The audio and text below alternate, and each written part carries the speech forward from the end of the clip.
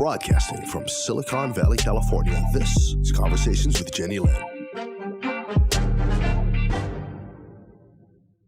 You're watching Conversations with Jennylyn, and as I continue with this Black Lives Matter series, today I feel especially special and blessed to share my beautiful guest with you. And her name is Elliott.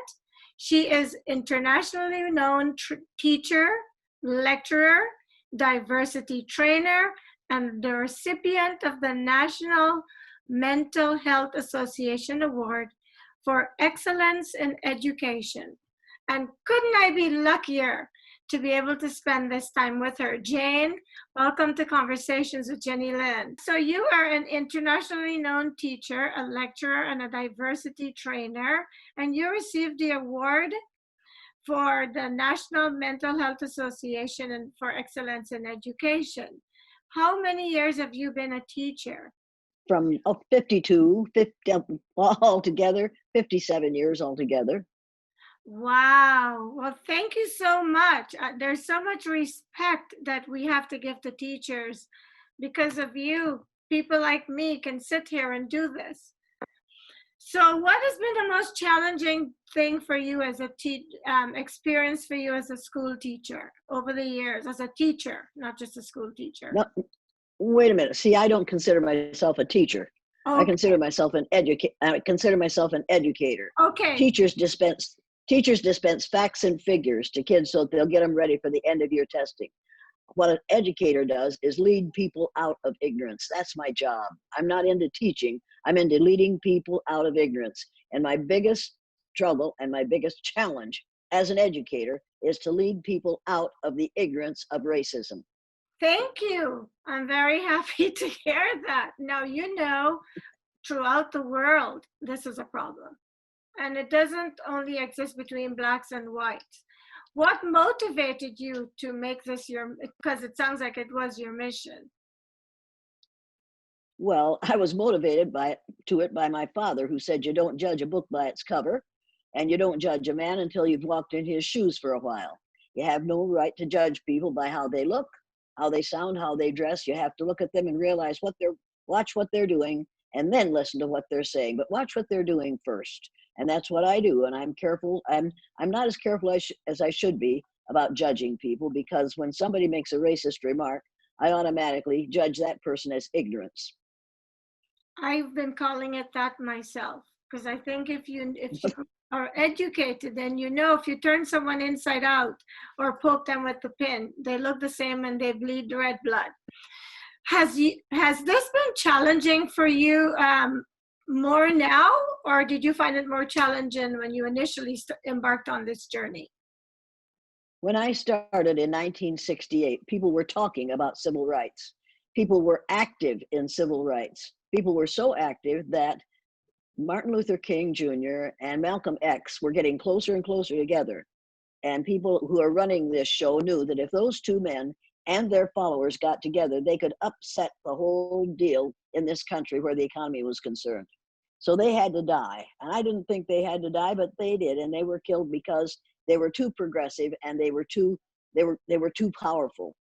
When they killed Martin Luther King Jr., as far as I was concerned, they killed hope. And hope for me is an acronym for holding on to positive energy. I think you have to hold on to positive energy in order to make this thing right. I knew after they killed Martin Luther King Jr. that we were going to have a long, hard pull. But we were making progress. We really were making progress in the 60s, 70s, 80s, and 90s, 70s, 80s, and 90s. And then came Barack Obama, and he was as good a president as they would allow him to be. But the people who hate blacks went underground and simply waited until they could get him out of there and put someone in who would express the kinds of hatred and ignorance that they expressed. And that's why we're in a worse situation today than we have been in my entire lifetime. I have never in my life seen anything like this. We have never had a leader who deliberately and openly discouraged people from getting together and enjoying one another and appreciating one another as they are. Right now, we have a leader who is totally opposed to what Martin Luther King Jr. was working for. and what the rest of us think is right, which is accepting people as they are and seeing every person on the face of the earth as a member of the same race, and that's the human race.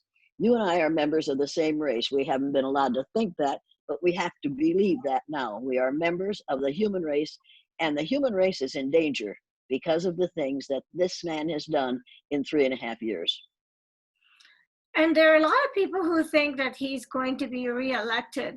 If that happens, what do you predict is going to happen to this country?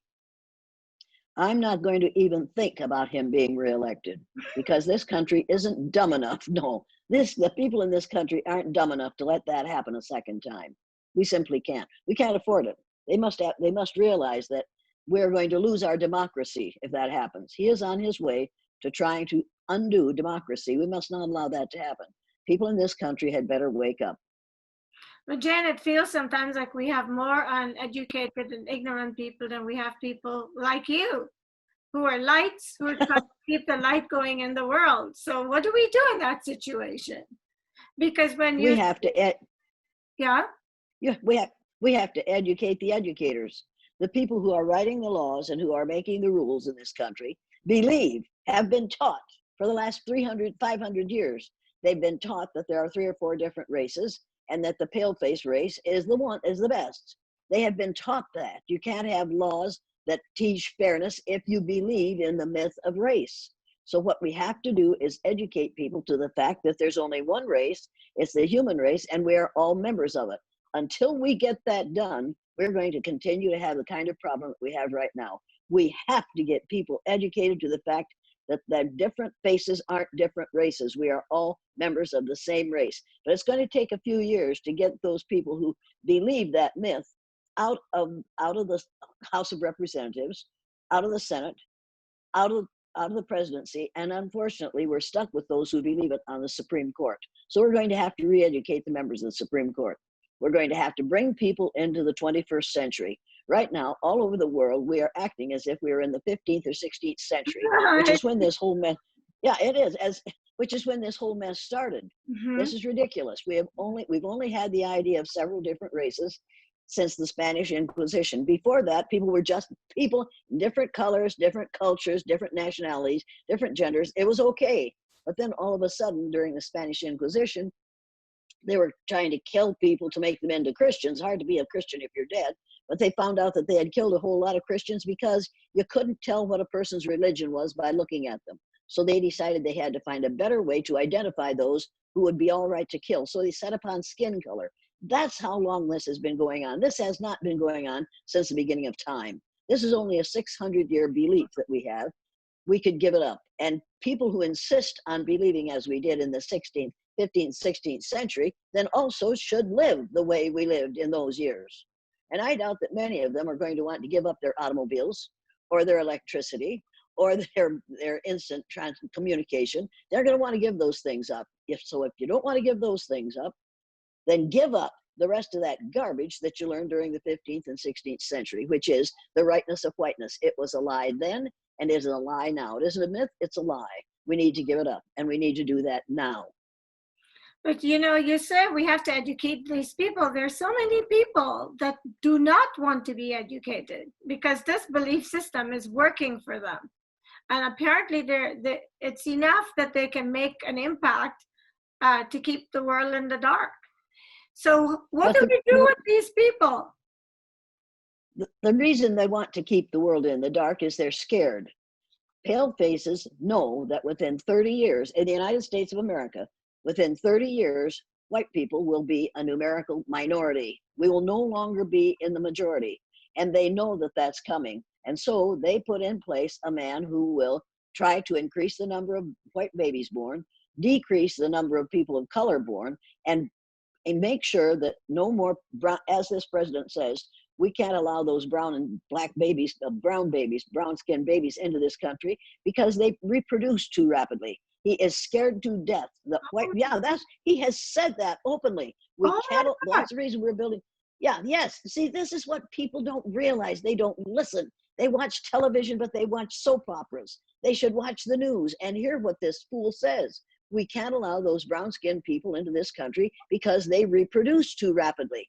If you have a whole bunch of those here, you see, then there'll be more of them and more of them and more of them. And so we will lose our numerical majority faster. He doesn't seem to realize that only 25% of the people on the face of the earth are white. The other 75% are people of color. He doesn't realize that. But if he does, that's part of the reason he's so scared. He's going to be outnumbered. Pale faces are going to be outnumbered in this country unless he does something to stop it.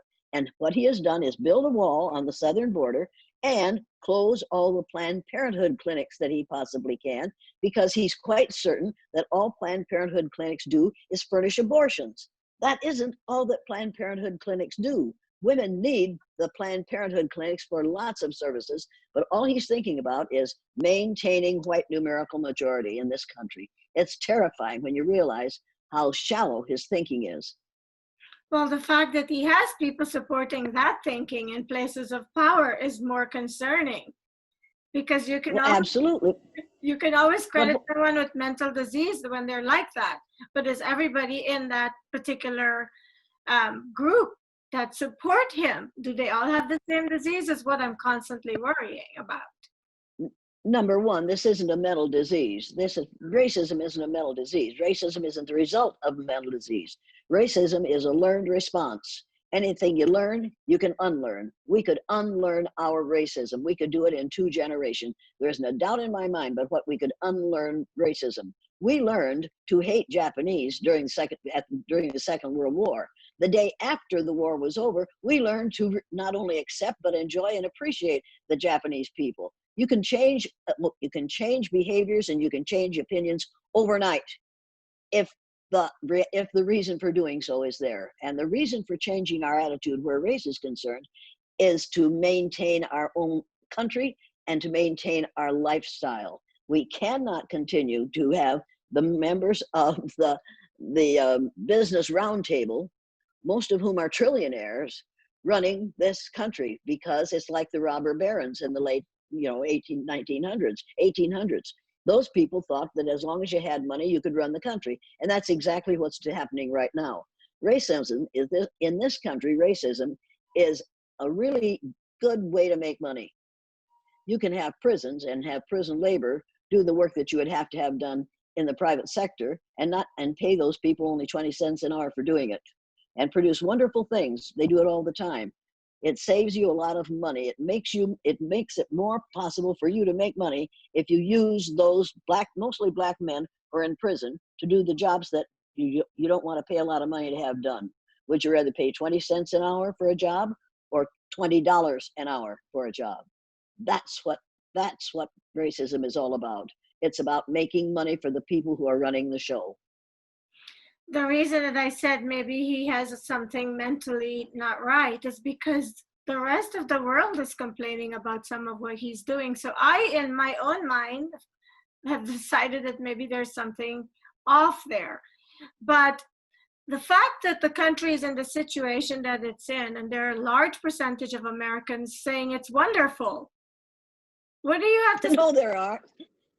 No, I cannot tell you how often I encounter people that said this is the best president we've ever had. And I'm just left standing there going, what am I missing? Is what I keep asking. You need to change the people you're talking to, because no, it's only something. I'm a journalist.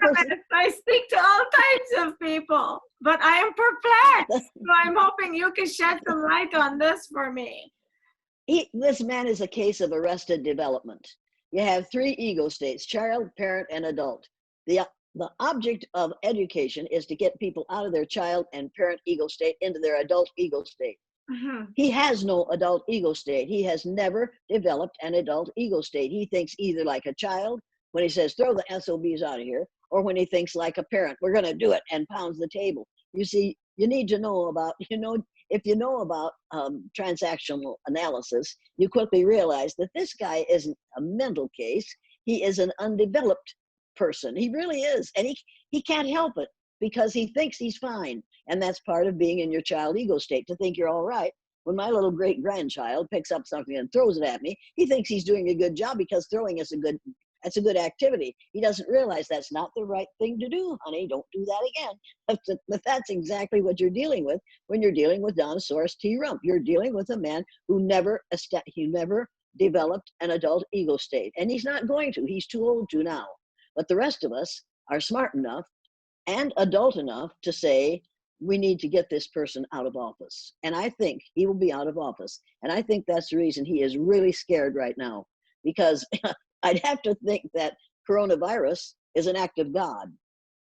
If the House of Representatives wouldn't put him out of office, and the Senate, the House of Representatives wanted to, the Senate wouldn't do it. So where else do you go? The Supreme Court can't do it. So I think people have prayed a lot. Unfortunately, we now have 120,000 people dead in the United States because of this man's inability to act like an adult. When he first heard about that virus, he should have started then to take steps to prevent this ugliness growing in this country.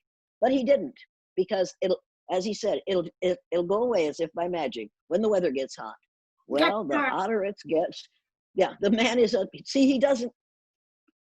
we're in a bad situation, but in 3 or 4 months, we can get out of this situation if we are sensible. So, we can vote him out of office. You were speaking just now about your grandchild or a grandchild or a child throwing tantrums, and then you correct the child and you train the child not to behave that way. This president is not running the country on his own. So even though he has all of what we've just discussed, clearly he displays all of it, what is wrong with the people surrounding him? Why they are not calling him out on this? Because he has the power of the purse. He can decide who gets campaign funding from the Republican National Committee. And all those boys who are in there, those Republicans who are in office, will do whatever they have to do to get him to help them. This is a vicious circle we've got going here right now. Absolutely. Yeah, it is. Yeah. But it can all be changed on by November 3rd. By midnight on November 3rd, we could have a whole new set of people running this country. Well, but however, they'll all have to deal with the business roundtable. And that's where the money is. That's where you find it. That's where you get it. And that's where we need to go. And we're going to have to fix that. We're going to have to absolutely refuse to allow this to become what it was in the days of the robber barons. And it's pretty close to that right now. Well, from where I sit, I see a beautiful white woman. So I'm going to ask you. Wait. Do you see the color of my shirt? I do. You see the color of my shirt? What color is my shirt? What I mean is what color is my shirt? Your shirt is white. Look here, you can tell the difference between my hair, my shirt, and my face. This isn't a white face. But listen, there are different shades of white. For a woman who would, when someone looks at you, would fall into the category of white people, what has it been like for you? Have you experienced any type of isolation because you are so mature and because you don't subscribe to the white superiority complex? When people say to me now, what's it like to be socially isolated? What's it like to be, and I say that I've had this for 52 years. Also, I have experienced isolation. You have experienced it because you speak up for. Well, yeah, for 52 years, I have been called the town's only N-word lover. And my kids have been beaten and spit on, and yeah, that's what I am. And I say, thank you, I'd rather be a lover than a hater any day. So if you want to call me an N-word lover, that's not bad, as long as you don't call me an N-word hater. But is that going on? Is that happening today still? Oh yes, absolutely. Yes. You know, when I walk through airports, I wear this shirt, prejudice is an emotional commitment to ignorance. And I wear it because I'm going from a workshop to the airport and I don't have time to change. I don't want to take the time to change. And as I walk through the airport, people coming toward me, I wish I had a camera on my cap, on my hair or someplace, because some people see this and they go, and some people, and I think, well, this is a good day. If I get more of these than I do of these, I figure I've had a good day. Yeah, this is, you are not allowed as a paleface to exhibit any behavior that would say you think all people have the same rights, or all people are members of the same race, or all people have a right to live.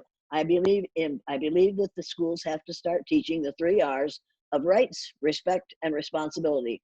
We haven't done a good job of teaching the 3 R's of reading, writing, arithmetic, probably because only one of those begins with R, which is reading. The rest of them one begins with a W and the other with an A. However, we can go without teaching those if we taught the 3 R's of rights, respect, and responsibility. We are all responsible for respecting the rights of all others. That is our job as members of the human race, and we better get busy on it. I was going to say, throughout the years as an international trainer and an educator, what kind of reaction have you gotten? Have you been able to convert and change people's thinking? And have you seen that? So Jane, over the years of traveling the world and educating people, have you been able to change the thinking of a lot of people? How successful are you at this? When I do the blue-eyed, brown-eyed exercise with a group, no matter what their age, 2/3 to 3/4 of the people who leave the meeting say they'll never say the things that they had said before, and they'll look at the world from a different point of view. It really makes a difference in individuals. I did the exercise with a major telephone company in the western part of the United States. It changed the way they ran their business, literally. And they are now one of the top 10 companies in the United States to work for. Because if you go into a corporation and do the exercise, and the company pays you for doing it, that tells the people of color and women and gays, the people in the LGBTQ plus group, that the company cares about them.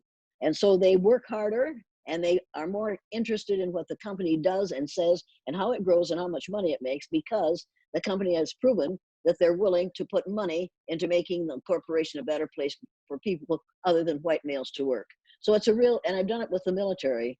And the man who was with me when I did it with the military said, we've got to get this into the military. He said, this could make a difference in how people treat one another. Once we're at war, how people treat those that they're shooting, that they're being forced to kill, at least they could treat them like human beings. So if we could just, I'd like to get my hands on about half the members of the Senate.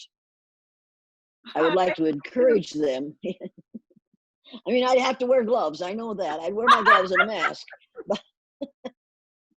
But some of them really need to have they need to have their greats shaken. They have to realize that what they're doing is childlike and it's ignorant. And as members of the Senate, they don't really have the right to be ignorant about what's really going on in this country.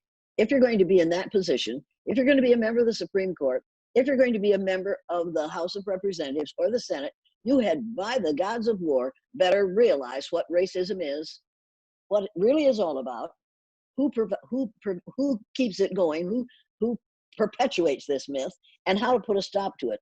Now that's the first thing they ought to know before they get elected to one of those important and powerful bodies. But then on the other hand, if you have the Business Roundtable, they don't have to know any of these things because they can buy their way through.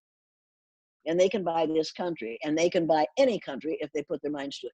And they know that. So they can ignore what is right.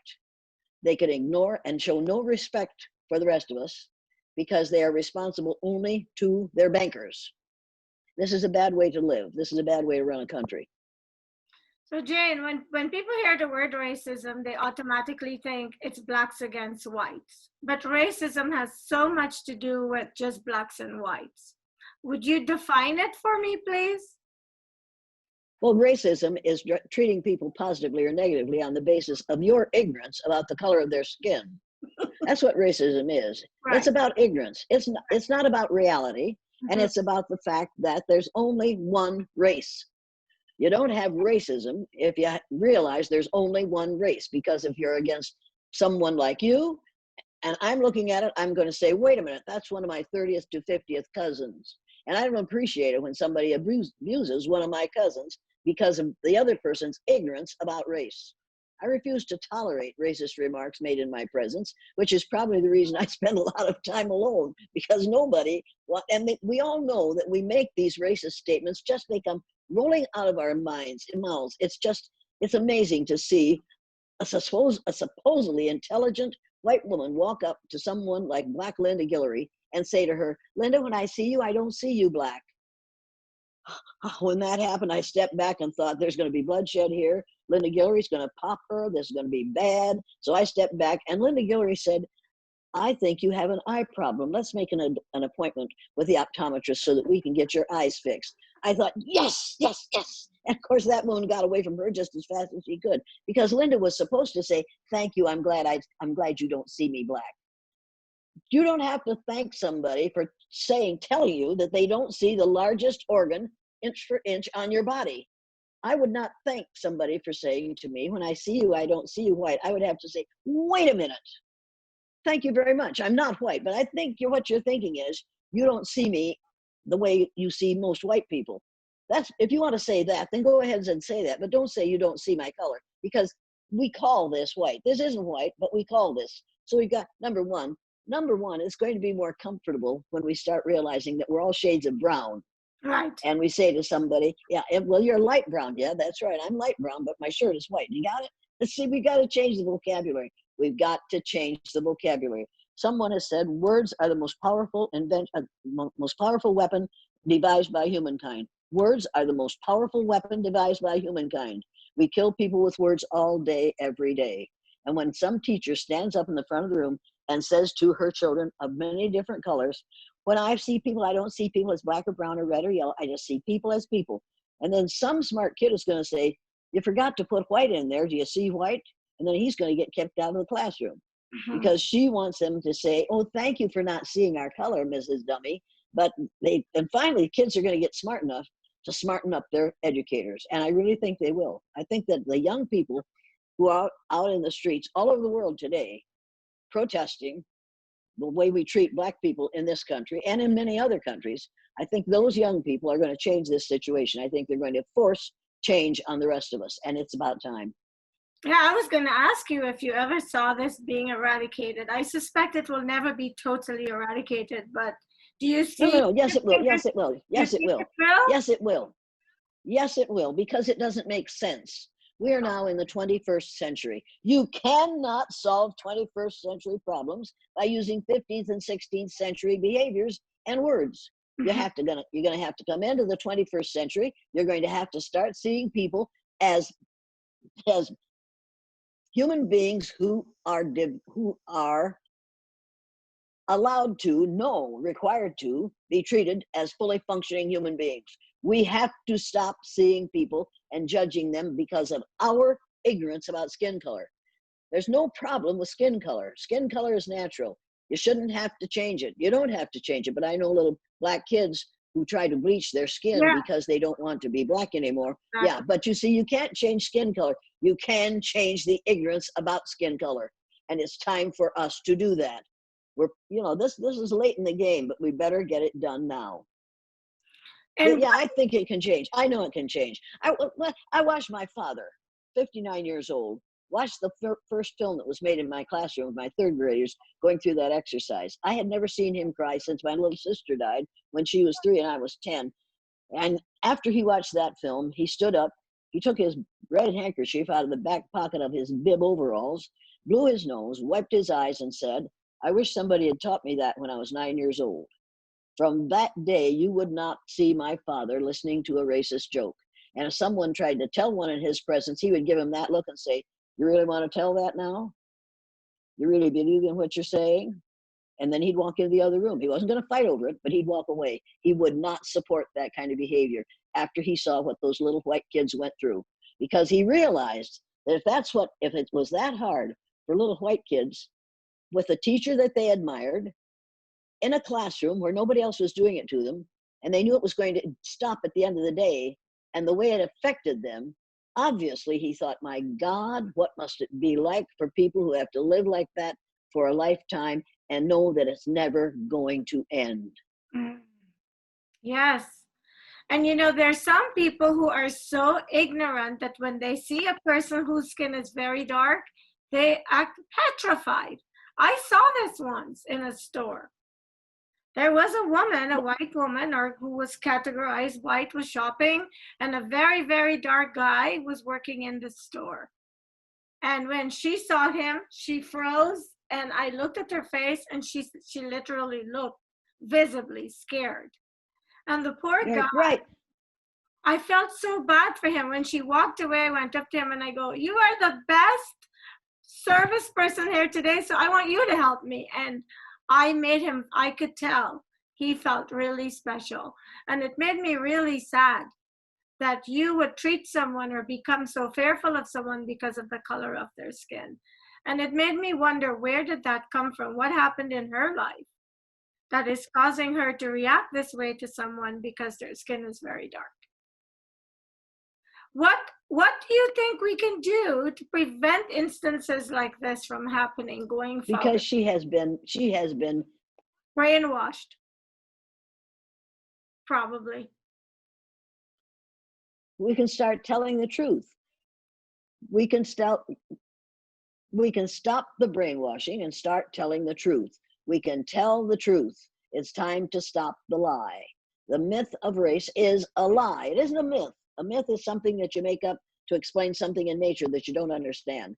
A lie is something that you make up to justify your ugly behaviors. And the lie of race is a lie. It is not a myth. It is a deliberately constructed lie. And it's time for us to refuse to tolerate that lie being told anymore.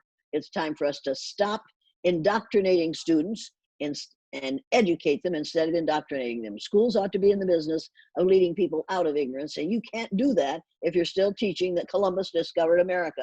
Now, Thor Heyerdahl said you can't discover a place where people already live. They discovered it before you got there.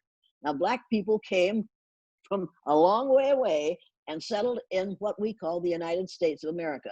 The first people who owned this, who occupied this land, were Black. Get over it. Let's get over the idea of several different races. And when you see a tall Black man, you'd ought to be able to see him as someone who is a member of the human race and deserves respect just like all the rest of us do. Jane, what message do you want to leave for people watching this segment? What's the one message you want to make sure they don't miss? Because you've shared so much, and I'm so grateful to you. What is the one thing you want to leave with them to make sure they understand?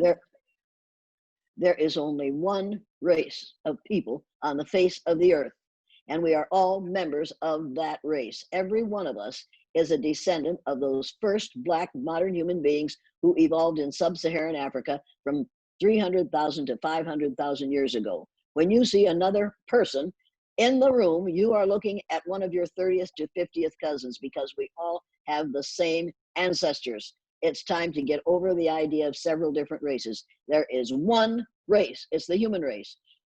God created a situation so that human beings could evolve. He created the human race, one race. Human beings created racism. Anything you create, you can destroy. We could destroy racism if we chose to. We will choose to, and we will stop it, because our very existence as a planet depends on doing that. Certainly, our very existence as a country depends on our destroying racism. We are going to have to depend on those who are other than what we call white in this country. There aren't enough of us, and we don't have the kind of power. And the sun is going to kill us, because we don't have enough melanin in our skin to protect ourselves from the damaging rays of the sun. So, pale faces, get over it. Just realize that you're all members of the human race, and human beings come in shades of brown. And if you don't believe it, get the April 2018 issue of the National Geographic magazine. And in it, you will find this. 3 or 4 pages of people of different colors. And there's a number under each one of them. These numbers are the result of the color of your skin on the Pantone color wheel. You can find every human being's color on this, but you won't find any people of this shade right here.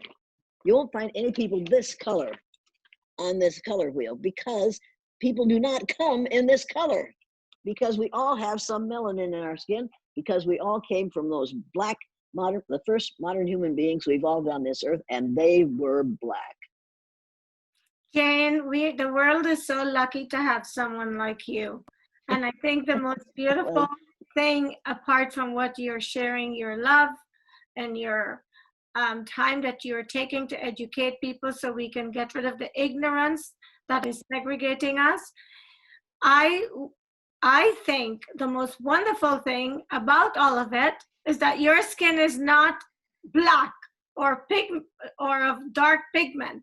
So that I'm hoping this will make your message more powerful, because people always, isn't that too bad?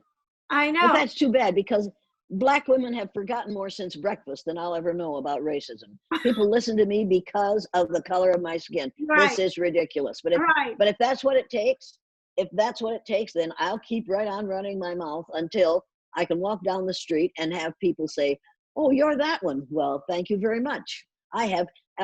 And I hope nobody ever says to me again, "I have 2 biracial children," because I'll have to say to them, "Oh, really? Which of their parents came from outer space?"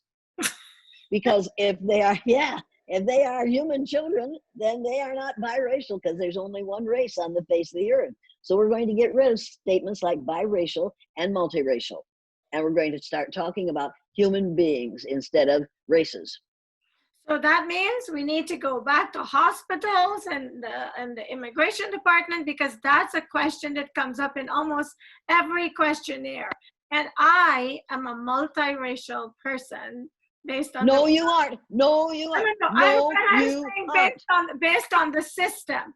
Based on the system. So when I'm asked that question, oftentimes I'm like, I don't know what box to tick, because based on how we're categorized, there's never really a box that applies to me. So I always put other. And that I think— I don't. Where it says race on that thing, I put human. And where it says sex, I put yeah. You made me laugh so hard. I'm going to start doing that. Human. I think we need to get that done away with, because the segregation starts there. The system is set up to segregate. So in order to— It's set up, but it's set up by people who don't know any better. Right. You see, they are doing what they were taught to do. We have to change what is taught. We have to change the education in this country so that future people who are writing laws will not write laws that segregate. And if you think I'm wrong about that, then you really, really need to get this book, The Color of Law, and read it. And you'll realize that the people who write the laws believe in the myth of race. And that's the reason they write the laws the way they do. If we could change that education, if we could change that belief, we could wipe out the idea of several different races. This kind of book wouldn't have to be written. Yeah, the entire system has to be revamped. I think in order for us to affect change, we have to start at the top. Because if you are going to build a house, you have to start with the right foundation. If you put the roof up before you set the foundation, you can keep building and you'll never have a sustainable building. So that's the reason you don't start at the top. You don't start at the top. You start at the bottom. Right. You start when that child comes out of the womb. And right. if the doctor says, "Oh, it's not a good color," you need to say, "You're going to lose your position in this hospital, because any human being that's born is a human being, and that black child is just as valuable as that what you call yellow child or what you call red child." Red do not exist, by the way. Because those people were brown skinned, they weren't redskins. We need to change the vocabulary that we provide for people in schools of medicine. So Jane, then they would value those little black children when they're born. Right. And so Jane, we are so grateful to you. I just met you and I love you. You speak my language. But Jane, here's what you need to do now. You need to go and infiltrate those systems that are setting the ground rules so we can start the change there. Because I think if the change starts there, people will have to follow. And it's almost like they're setting out a blueprint for us to follow when they stop giving us forms, asking us what's our ethnicity or what's our color. I think if you start there, then you're training people to do it the right way. And eventually we will see the shift. We will see the change. But, so that's your challenge, Jane. Get to those guys. well, no. I just want to get to the people who are going to, I just want to get the people who are filling in the forms. Right. And if everybody who filled in the forms filled it according to my way of thinking, race, human, sex, yeah. And pretty soon they would be more specific in how they word those forms. Right, exactly. Let's be a little more specific. Yeah, you want the color of my skin? Fine, I'll put down pale. You want the color, I'll put down tan, but I will not put down white because that's a lie. We've got to do away with the lie. So all we have to do is refuse to go along with that crap that Edmund Burke said, the only thing necessary for the perpetuation of evil is for good people to do nothing.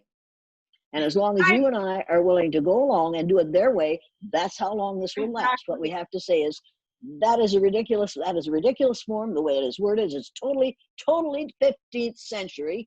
I am in the 21st century. Would you like to hire somebody in the 21st century? Because if you do, I'll fill in this form the way it works for me. And if we start refusing to go along, you're welcome. And that's where we have to start. I'm serious, because if you go to apply for a job, you have to answer that questionnaire. If you're applying for citizenship, whatever, it is there. So before they've met you, based on the box you tick, they have a preconceived idea of who you are. Just because you lie about it. Boxes. And then you lie on the box. Tick a different box. And then say to them, prove to me that I'm white, fool. I'm wearing this shirt to prove that I ain't white. Now, what do you want to do with this? You want to fix this box? You can take others, fine. Go ahead for other. Won't get you what you want, but at least you will do what you want instead of what they want. And that's what I've been taking other, because there's no box for me. There you go. See what I mean? Yeah. There's no one that says human. Well, then you write in human. It says race, you write in human. Good job. It says color, yeah. Jen, we are out of time. I am so grateful to you. I hope you, even though we've had some internet challenges, I hope you've enjoyed this interview. I know your message will have a huge impact, at least on educated people. Ignorant people, some of them choose to stay that way. So you and I can preach till we're blue in the face, and they will continue to be that way because ignorance serves them. And we can just pray for those people. But wait a minute. If we turn blue in the face, they'll still see you yellow and see me white. Even though we turn blue in the face. You know that as well as I do. That's right. And you know what they say? You can't see a black person turning blue because they're always black. And so they call black people colored, but black people are always black. And the ones calling them colored are the ones that change colors. Well, yeah. Well, wait. Black is the presence of all colors. White is the absence of all colors. Love it. Now think about that. Love it. Great note to end. Yep. Thank you so much, Jane. I know I'm privileged because I get to spend time with people like you that are creating change that is necessary in the world. I pray God continues to protect you and that you continue to spread your message. And I'm confident that you have already created a lot of change and there's a lot more to come. And hopefully this video will get around and you can reach some people through this video.